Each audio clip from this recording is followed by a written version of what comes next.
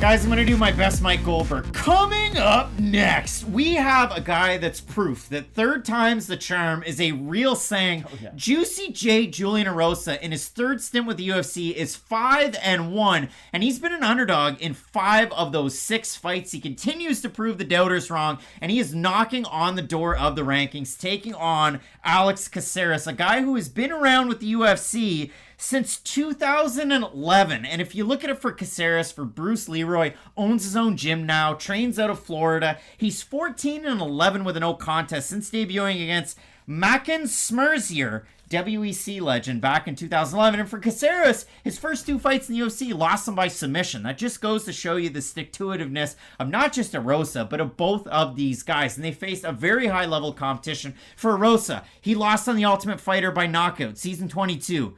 To the GOAT, Artem Lobov. He also lost to Paddy Pimblett in 2016 with Cage Warriors. Very chintzy and controversial loss there.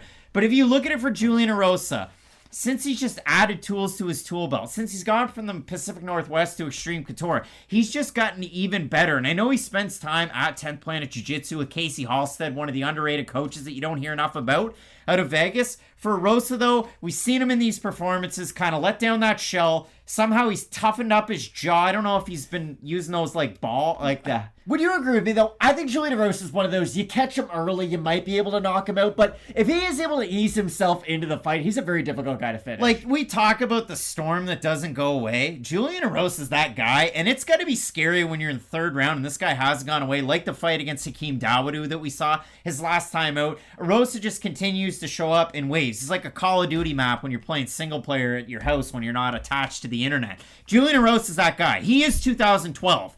But for Erosa, again, 5-1 in this recent run, and some of the level of competition hasn't been the best, but some of it has. The win against Sean Woodson, where he goes through adversity, beating Charles Jourdain as a big underdog, beating another Canadian, Hakeem Dawodu. For Caceres, the same thing can be said. I mean, in the win streak that he had before he lost last time out against Sadiq Yusuff, which was a closer fight than it might just, suggest numbers on a page, but beating Chase Hooper, beating Austin Springer, beating Kevin Kroom, beating Seungwoo Choi, those guys are either not with the company or they've had a rough run of late. But for Caceres, he did look good in a lot of those fights. Even in the Choi fight, he gets dropped, he gets back up, he gets the back, and he looks really good. So for both of these guys, they're kind of cut from that same cloth where they're going to go, like, Chris Tognoni should be the referee in this fight. But that's why it's really difficult to rank them kind of in the overall ecosystem, if you will, of the division. Because Julian Erosa is going to be a difficult fight for the #1 contender. But a guy out Contender Series is also probably going to offer him a very difficult fight because he is hittable. And that's the thing about Julian Erosa. Yes, he has been able to get over some of the earlier finishes that he had earlier on in his career.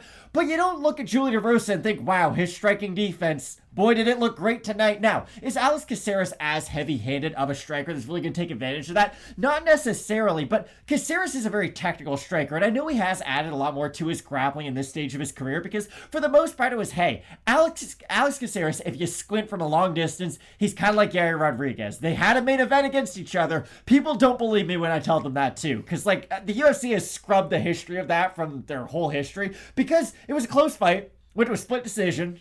Wild. Yair, I did think won by the end of it, but still, that just tells you where Alex Caceres was at one point in the organization. And like you said, the fact that he's been around for so long and he still has been able to maintain relevance is just said, like, hey, Alex Caceres is a really talented striker. The one, I guess, concern that I do have for both these guys in this matchup is, what's Julian Erosa going to do if Alex Caceres just has really good footwork? Because for Erosa, he does have a bit of a zombie style and he will follow his opponent. And if a guy like Caceres is doing a good job sticking and moving, I think Erosa might have a really hard time finding him in the cage. Like, Caceres will stick and move laterally very, very well. For a guy that's this advanced in his career, to have the record that he has, to be the age that he is, he's ranked 15th in this division for a reason. And if you look at it and you compare their styles, Julian Erosa has really good footwork and he's really wonky kind of on his entries and he holds his hands really low for a guy who has primarily been knocked out in all of his losses except for one. I think the Paddy Pimblett loss is the only decision one that's on there. But if you look at it for Erosa, he has definitely added tools to his tool belt. But my comp in this one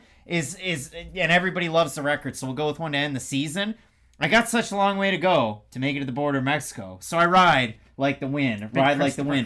When you face both of these guys, it's kind of the same thing. For Erosa, it comes in waves. For Caceres, you have to really try and figure him out. And even when you think you have him out of there, like Seungwoo Choi did, Caceres just kind of gets back into it, gets the finish in his own right. So you look at this matchup, Erosa is actually a favorite in this one. So again, out of the 6 fights back in the UFC, the only time Erosa was favored to win was when he took on Steven Peterson. That was a wild fight of the night.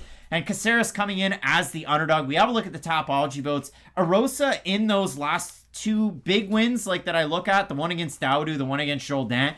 Against Jourdain, 18% of the Tapology voters had Erosa to win, and his last time out, 19% had him to beat Hakeem Dawodu. I'm going to say in this one, now all of a sudden it's going to be a flip of the script, and it might even be a little bit of an overcorrection. I'm going to say over-under 62.5% Erosa. Under? And it's over. 662 total votes, 72% Erosa, 77% by decision. For the 22% that have Caceres, 69% by decision. I have no idea what these Tapology voters are doing this week. They're all over the place. So what's your pick on this fight? I have no idea who's going to win this fight. This is a really difficult fight to predict because Julian Erosa is very volatile. Like, insanely so. He can get knocked out in the first round. He can win by knockout in the third round. He's tougher than a $2 steak, but also he's been finished a lot of times in the past. It's really hard to get a solid read on Julian Erosa and what version of Erosa you're going to get on any given evening. The steadiness of Alex Caceres is something I do like in this matchup, but with that being said, I do have Julian Erosa. I do think his forward pressure is going to offer a lot of difficulties for Alex Caceres because if Caceres isn't able to get his own takedown, he's not the most heavy-handed of strikers. Yes, he's a flashy striker, but if Erosa doesn't respect the power coming back his way, I don't see a world where Julian Erosa isn't comfortable just walking forward, throwing with his own combinations. Caceres has gotten better at this stage of his career, but the one thing that has always troubled Julian Erosa is guys with immense physical strength. If you're a really strong guy, you can out-wrestle Julian Erosa. You can kind of bully him in the clinch. Is Caceres that guy? Not really. They're both cut from that same cloth, and that's why I do like Julian Erosa in this matchup. But it should be a great fight. Alex, should they have the entry question on the interview? Alex, you're a really strong guy. And he goes, even if he just questions it for a second, you're out. I like Alex Caceres in the matchup, and I'll tell you why. For Julian Erosa, I love the wins. I picked him against Dawodu early in the week. That was a nice underdog. However,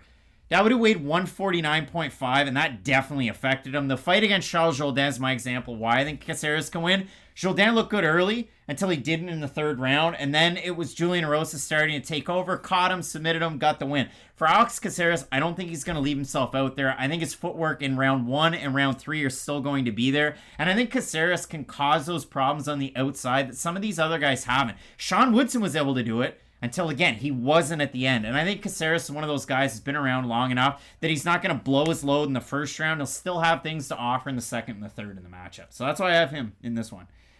You're not going to convince me. I think Erosa's going to win. Not going with Erosa. I'm going with Caceres. Let us know down below in the comments section. The pendulum swung, and everybody's in on Erosa right now. Are you as well, or do you have Bruce Leeroy? A lot of great fights left on this card, but only a few of them. You're going to want to keep it locked in with Fight Night Picks, we always say. Let's get into it.